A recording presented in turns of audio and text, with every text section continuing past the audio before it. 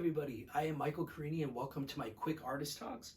Before me I have a canvas laid out with a white gesso base. I'm sure something that many of you are probably familiar with. Now if you go into an art store and you get a canvas, a lot of times you will get a pre-primed canvas and it will be white.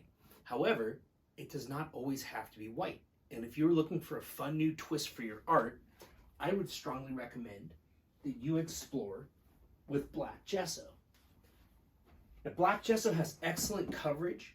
It'll get you to look at your work in an entirely new way, and the way that the colors pop on it, it's absolutely magical. Now, me personally, I love to use NovaColor's black gesso, and I would strongly recommend that if you haven't, that you at least give it a try. I'm a big believer in experimenting and exploring when it comes to your art, and when I started exploring and experimenting with black gesso, I absolutely fell in love, and I think you will too. So if you're looking for a brand new look, a fresh perspective, something new for your art, something with a little pop, try that black gesso.